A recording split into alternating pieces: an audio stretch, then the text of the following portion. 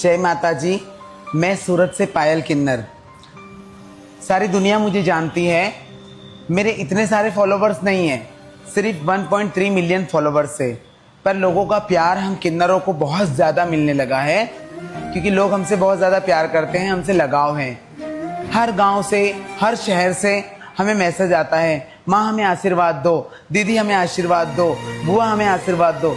क्योंकि हम किन्नरों के अंदर भी श्री शंकर भगवान ने ऐसी एक अलौकिक शक्ति दी है। जो कहा जाता है ना कि शंकर भगवान की जो तीसरी आंख थी, वैसे ही हम लोगों में तीसरा जेंडर है, वो है किन्नरों का। तो किन्नरों में इतनी तो भगवान ने शक्ति दी है कि हमारे आशीर्वाद से बहुत से काम लोगों के बन भी जाते हैं, बिगड़े हुए काम बन जाते हैं। जिनकी शादियां नहीं होती उनकी शादी हो जाती है, जिनके बच्चे नहीं होते, हमने देखा है कि 10-10 साल तक वो डॉक्टरों की दवा खाते हैं तो उनको औलाद नहीं होती है, पर हमारे किन्नरों के एक आशीर्वाद से उनको औलाद हो जाती है।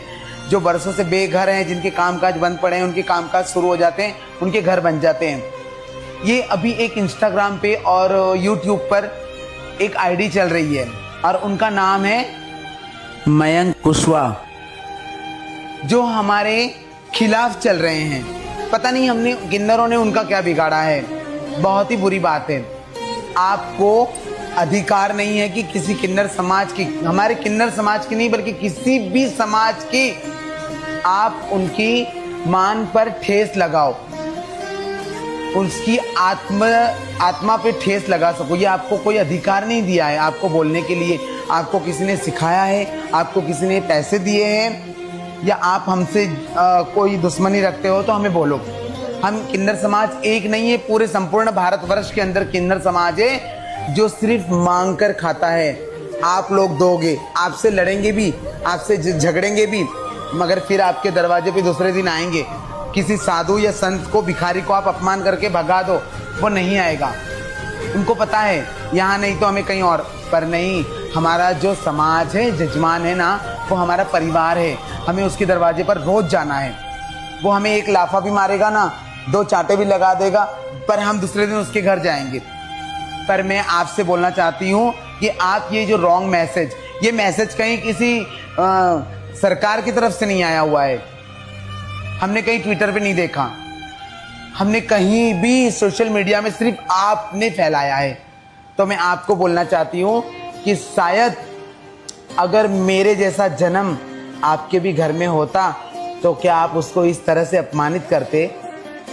ये 5 उंगली है, ये 5 उंगली एक बराबर नहीं है। इसे देख लो। जो अगर गुनाह करता है तो आप उसे सजा दो, वो गुनाह के पात्र है, कि हम भी कबूल करते हैं। पर मेरे भाई, मेरे बच्चे, ये सारा किन्नर समाज दुखी होकर आपको अगर दिल से, दिल की आत्मा से अगर आपको झंझेड़े तो वो अच्छी बात नहीं है। बुरी बात है ना कि सारे किन्नर समाज को ठेस लगे, सबकी रोटी बंद हो जाए। अरे जिनकी औलाद नहीं होती है ना, वो हमें कहते हैं कि मासी मुझे आशीर्वाद दो, अगर मेरे बच्चा होगा ना मैं तुम्हें इतना पैसा दूंगा। तो जरूरी नहीं है कि उसका वक्त उस समय अच्छा हो और हम उतने ही पैसे मांगे।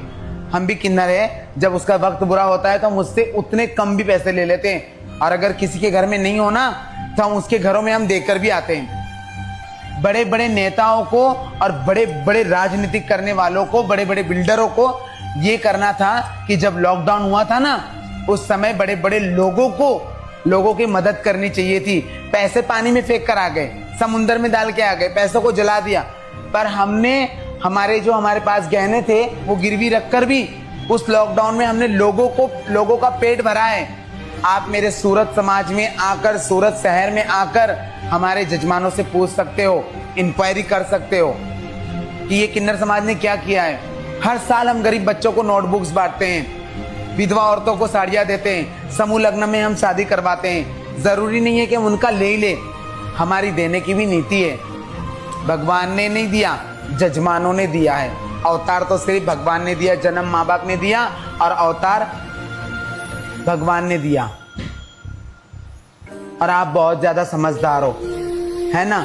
किसी की आत्मा पर ठेस लगे ऐसा काम मत करो। मैं आपसे गुजारिश करती हूँ कि इस वीडियो को आप जल्द से जल्द डिलीट मार दो। जय माता दी।